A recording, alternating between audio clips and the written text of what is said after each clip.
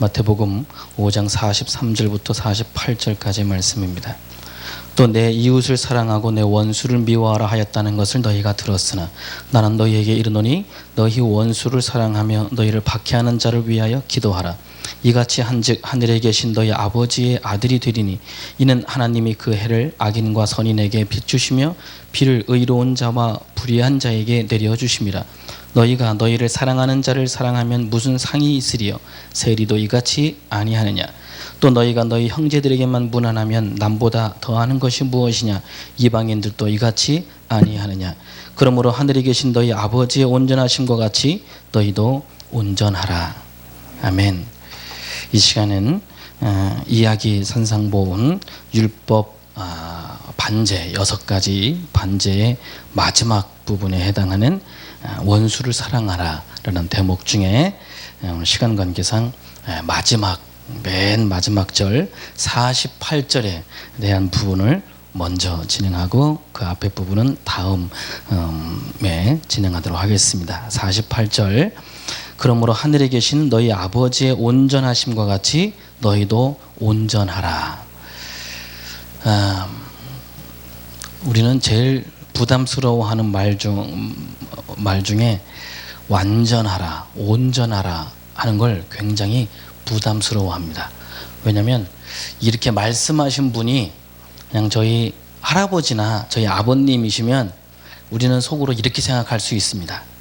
아이고 할아버지, 옛날에 할아버지 젊으셨을 때 만주에 가셔서 노름으로 땅 다 팔고 밭 다 팔고 지금 밭대기 조금 있고 집도 지금 동네에서 제일 가난한 초가집에서 살게 된 게 할아버지 젊으셨을 때 그때. 그러면서도 손주들한테는 3시간 동안 무릎 꿇고 앉혀놓고 똑바로 살아라, 온전하게 살아라 그렇게 말씀하시는데 우리는 나름대로 계산을 합니다. 할아버지도 좀 불완전한 삶을 사셨으니까 우리도 조금 불완전한 삶을 살아도 할아버지가 이해해 주실 거야. 우리는 조금 이해할 수 있습니다. 또 그런 말씀을 또 자식들 앉혀놓고 아버님도 추석 때나 설 때 자식들 오면 꼭 이렇게 술 한 잔 딱 따라놓고 한마디 하시면 한 2시간, 3시간 정도 잔소리를 하십니다. 보통 아버님들은 한번 그럴 때 한번 당신 또 유세도 떨치고 그런 얘기를 하십니다. 내가 소시적에 내가 너만 했을 때 말이야 라고 하면서 말씀하시지만 저기 부엌에서 그릇 닦으면서 아이고 저는 하면서 어머님이 한 소리 거듭니다. 아주 작은 목소리로 하지만 자식들 귀에는 세미하게 부엌에서 너는 아이고 웬수야 하면서 어머님이 작은 목소리로 하는 걸 저희 자식들의 귀에서 들을 수 있습니다. 보통 우리 어르신들이 집안 어르신들이 말씀하실 때는 너는 온전하라, 똑바로 살아라 하면서 하셔도 우리는 나름 계산하는 게 있습니다. 맞아, 우리 할아버지도 젊으셨을 때 우리 아버지도 젊으셨을 때 엄청 어머니 속썩이셨어. 우리가 조금 온전치 못해도 조금 나름 이해해 주실 거야. 제가 왜 이런 말씀 드리냐면 온전하라 하는 말씀을 오늘 누가 하시냐면 예수님께서 우리에게 하십니다. 또한 하나님께서 우리에게 하셨습니다.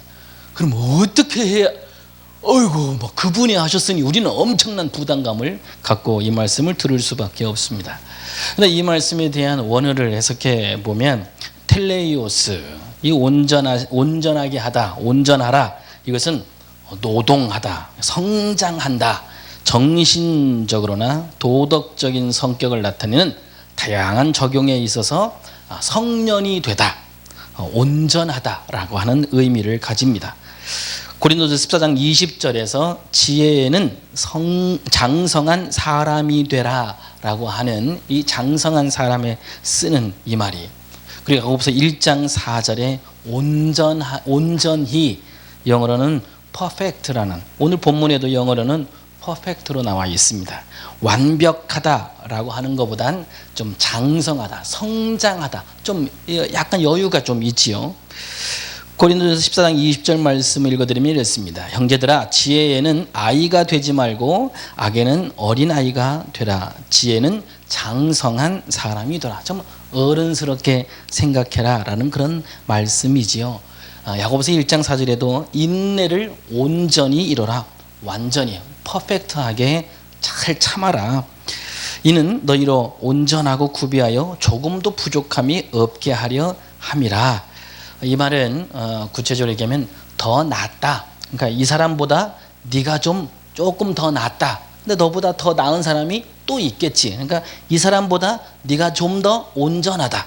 근데 너보다 더 온전한 사람이 저기 어떤 교회 가니까 그 사람이 있더라. 근데 그 사람보다 더 온전한 사람이 저기 교회 가니까 누구 있더라. 그렇게 이렇게 되는 거예요. 우리는 다 완벽하지 못하지만 그래도 하나님께서 말씀하신 어느 기준에 자라가기 위하여 도달하기 위해서 늘 노력하는 삶, 하나씩 채워가는 그런 삶이 필요하고, 오늘 주님께서 그러한 의미로 온전하라라고 하는 말씀을 주셨다라고 하고 라는 것을 생각해 볼 수가 있습니다. 오늘 본문에서 예로 나왔던 너희는 이웃을 사랑하고 또 원수를 사랑할 때 누구보다도 더, 세리보다도 더 좀 이웃을 사랑하고 이방인보다도 더 이웃을 더 온전히 사랑해라, 그런 이야기가 있습니다. 아니, 세리 따위를 나한테 비교를 하신다고? 이방인 따위를 나한테 비교하신다고? 아마 그것을 제가 먼저 설교했다면 여러분이 이 말씀 무슨 말씀인지 이해를 하셨을 텐데, 아무튼 유튜브니까 영상을 거꾸로 들으셔도 될 거라 생각하고 다음을 기약하도록 하겠습니다.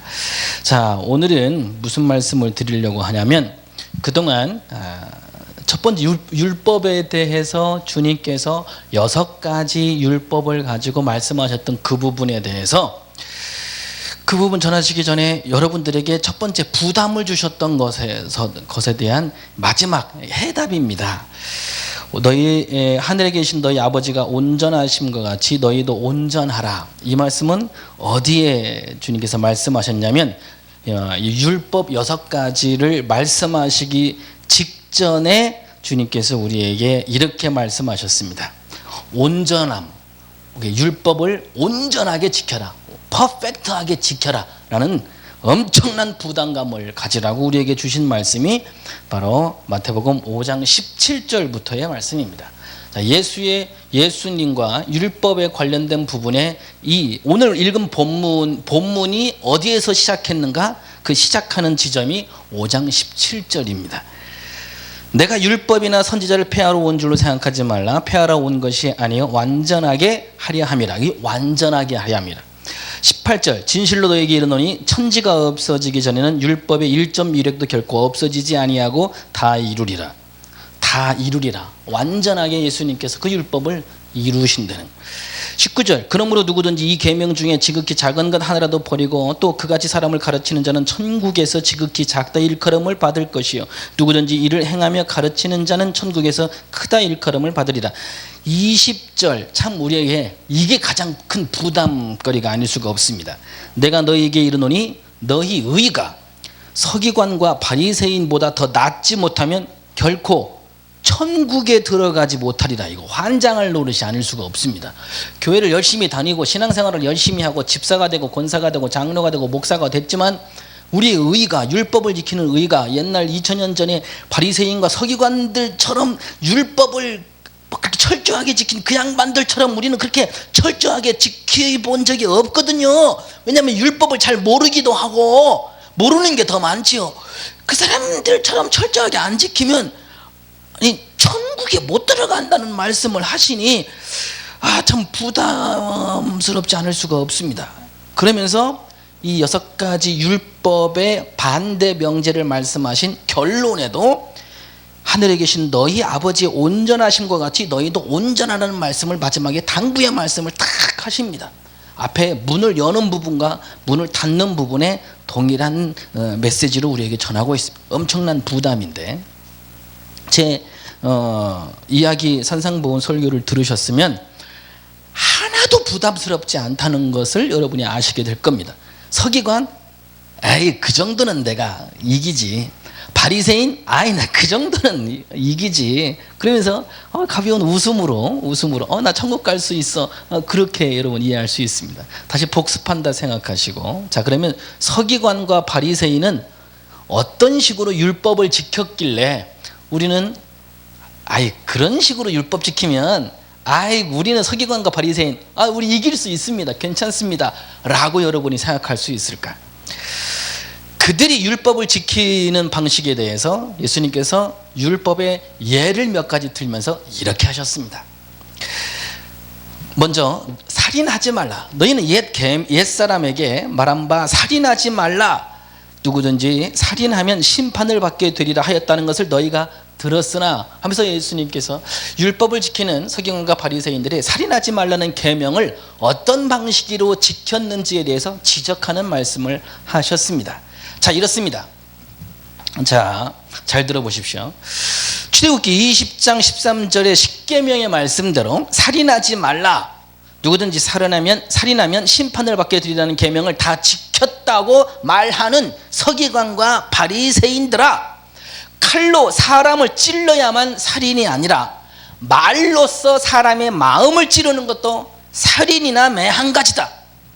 너희들은 살인에 대한 십계명을 지키면서 너희의 입으로는 남을 무시하고 멸시하고 상처 주는 말을 한다.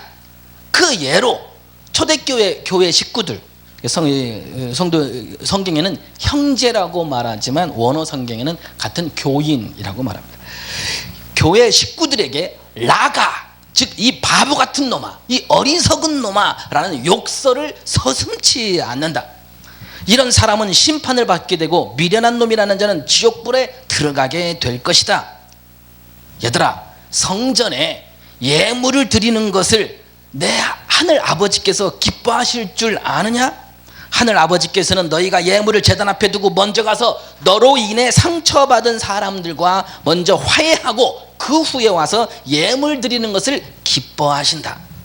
내 아버지께서 욕설과 멸시와 무시와 상처 주는 말은 마음껏 해도 되고 살인만 저지르지 말라는 의미로 살인하지 말라는 계명을 주신 게 아니다.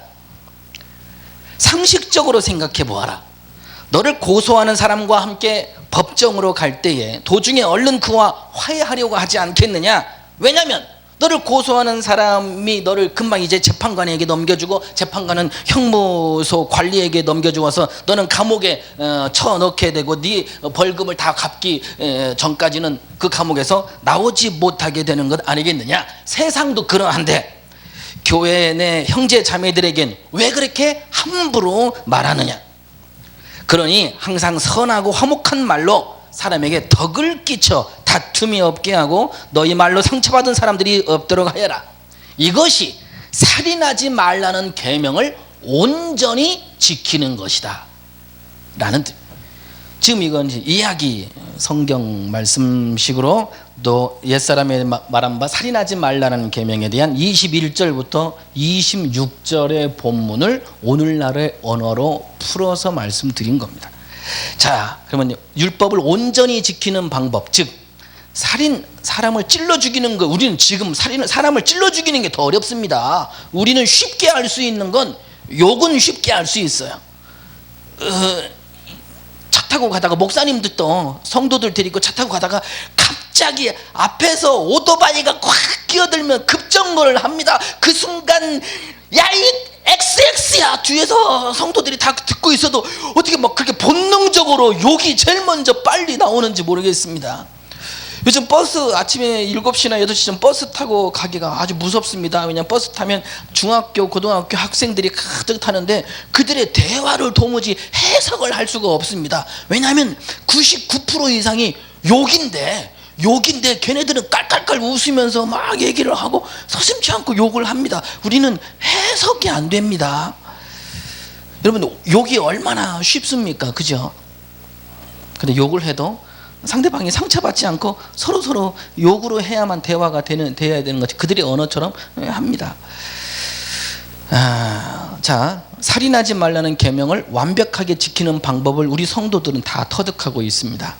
사람을 찔러 죽이지 않는 건, 그건 얘기도 하지 맙시다. 그건 우리는 하기 힘든 거니까.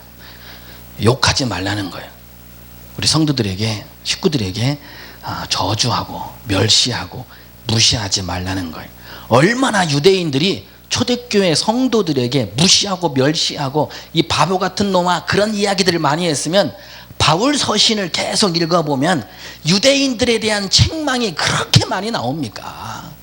초대교회에서는 유대인들이 기존 성도들과 이방인들 무시하고 멸시하는 말들을 너무나 많이 했다는 것을 바울 서신에서 또한 사도신경에서 우리는 많이 찾아볼 수가 있습니다. 우리 성도 여러분, 사람을 죽이는 것만이 살인이 아닙니다. 주님께서는 상대방의 마음에 상처를 주는 말을 하는 것, 말로써 사람의 마음을 찌르는 것도 살인이다. 살인하지 말라는 계명을 어긴 거나 마찬가지다 라고 주님께서 말씀하시는 거예요. 이 복음이 율법을 더 확장하는 게 아니고 그 율법을 더 완전하게 주님께서 만들고 계신 거 아닙니까?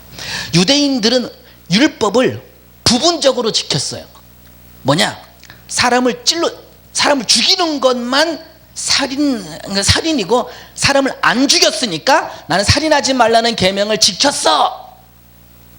그리고 뒤로 돌아서는 성도들한테 욕하고 저주하고 무시하고 멸시하고 그딴 짓을 한 거예요.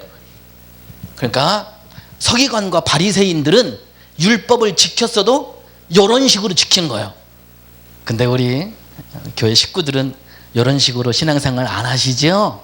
여러분들은 서기관과 바리새인 의보다 더 의롭습니다. 예수님처럼 그렇게 하시니. 두 번째,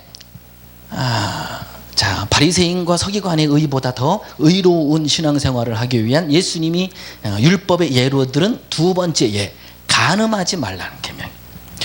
자, 너희는 또 간음하지 말라 하였다는 것을 너희가 들었으나 하면서 마태복음 5장 27절부터 말씀하십니다. 그런데 나는 너희에게 이르노니 음욕을 품고 여자를 보는 자마다 마음에 이미 간음하였느니라 라고 말씀을 하시지요. 이 말씀은 뭐냐? 서기관과 바리새인들은 그들이 완벽하게 율법을 지킨다는 것을 이렇게 지켰습니다. 육체적으로 간음을 저지르지 아니했으면 나는 간음하지 말라는 10계명의 7계명을 지켰습니다. 그리고 뒤로는 몰래 훔쳐보고 이렇게 지나가는 여자들 궁뎅이 이렇게 만지고 자기보다 여리고 뭐 그런 애들 보면 막 껴안고 성추행하고 몰래 성폭행하고 막 그러는 거예요. 그래도 간음만 안 저지르면 간음하지 말라는 계명을 지켰다고 그들은 의롭게 생각합니다. 그리고 그들이 생각하는 완벽하게 율법을 지켰다고 하는 율법 지킴이의 방식이에요. 근데 예수님께서는 그냥 이렇게 음욕을 품고 여자를 보는 자들이야 몰래 훔쳐보고 그딴 짓을 거기서는 뭐 전철이나 지나가면 몰래 카메라는 범죄입니다. 뭐 그런 거 요즘 그래요. 그 대목을 오늘 성경에 대입하면 이렇다는 겁니다.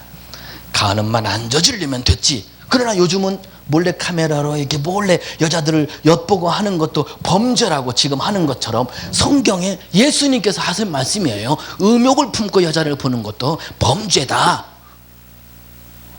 그런데 우리는 몰래카메라도 범죄입니다 라고 붙여놓기 전에는 우리나라도 범죄로 인식하지 않았어요. 다 풀어줬어요. 걸린 사람들 다 풀어줬습니다. 예수님 말씀으로 보면 풀어주면 안 돼요.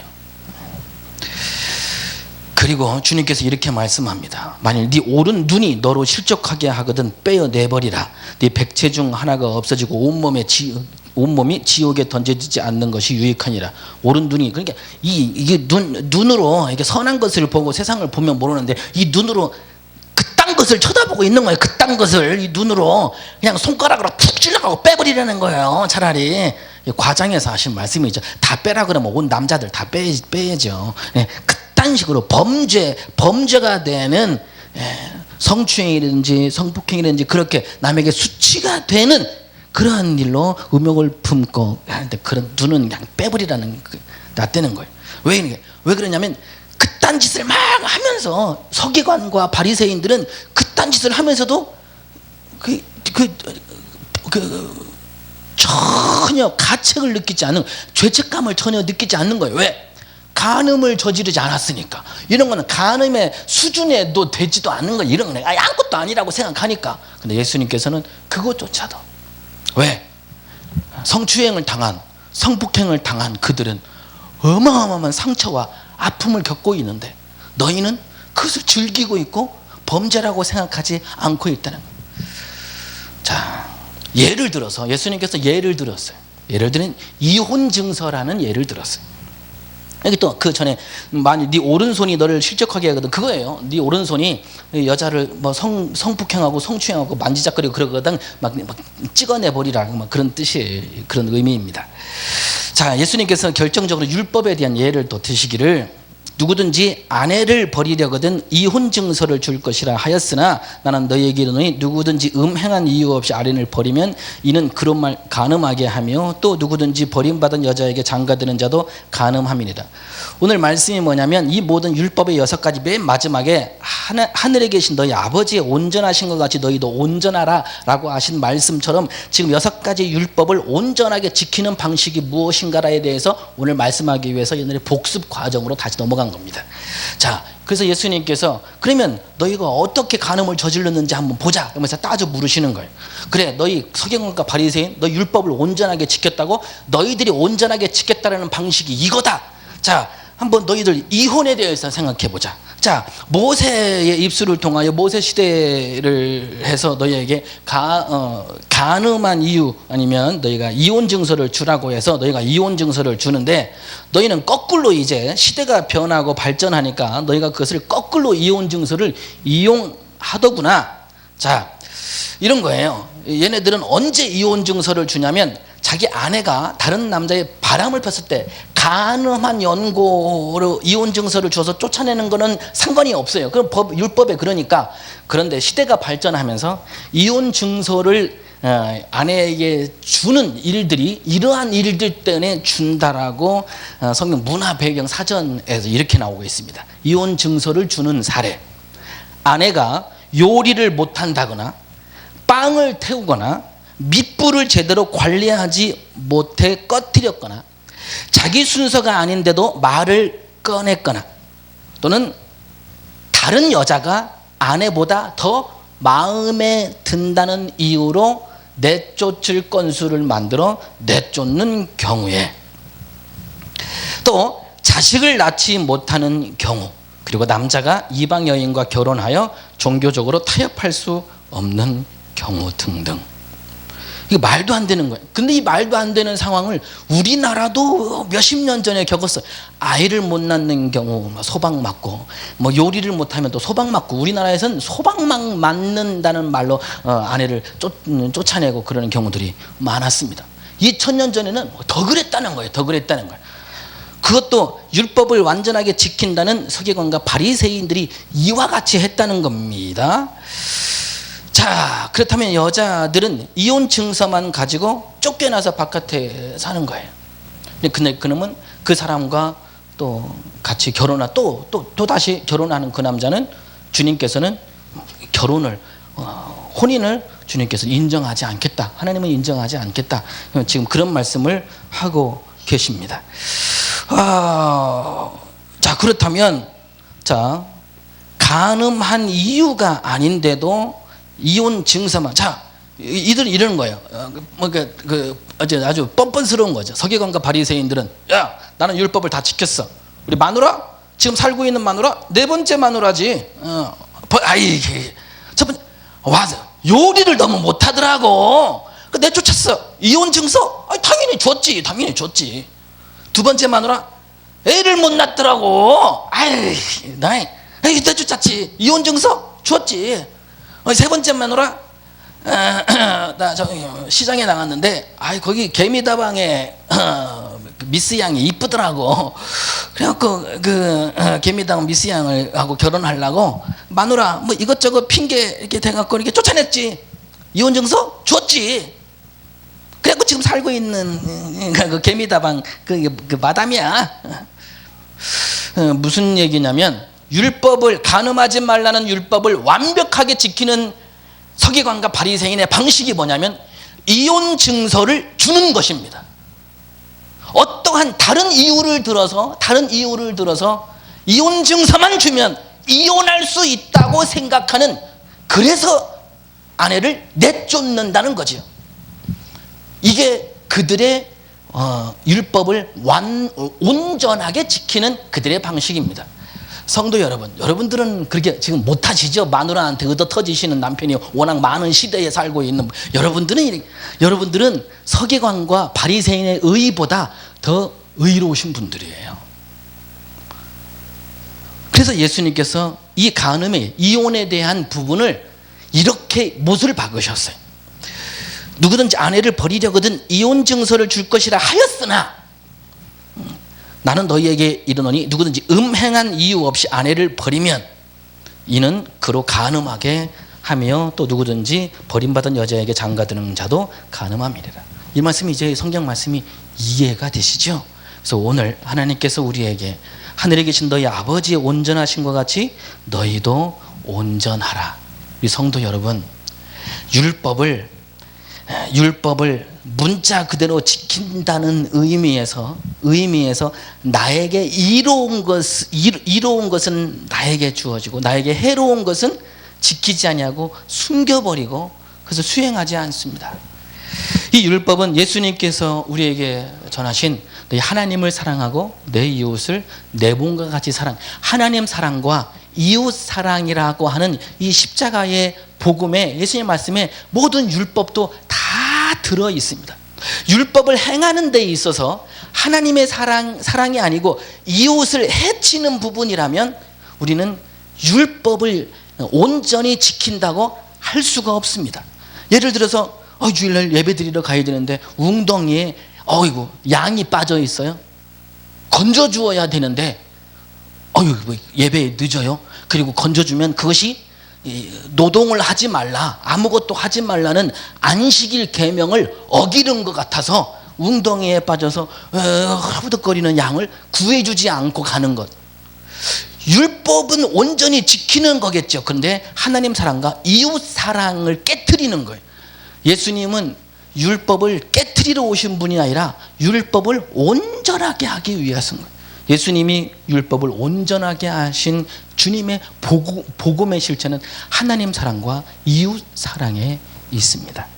오늘 이 자리에 오신 여러분들, 율법으로 돌아가려고 하는 것도 굉장히 좋고 제가 뭐라고 정할 수는 없지만 그 율법을 예수님이 이 땅에서 전하신 복음의 눈으로 다시 한번 주님의 눈으로 다시 내가 지키고 있는 율법이 예수님이 우리에게 말씀하신 온전한 율법의 원리와 부합되는가 다시 한번 점검해 보셔야 한다는 말씀을 드리고 싶습니다.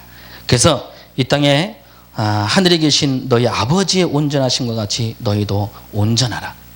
우리 하나님의 말씀으로 또한 예수님이 하나님 사랑과 이웃 사랑이라는 계명으로 우리에게 주신 귀한 말씀으로 여러분 온전한 신앙생활로 또 성장해가는 신앙생활로 하나님 앞에 나아갈 수 있기를 주님의 이름으로 간절히 축원을 드립니다.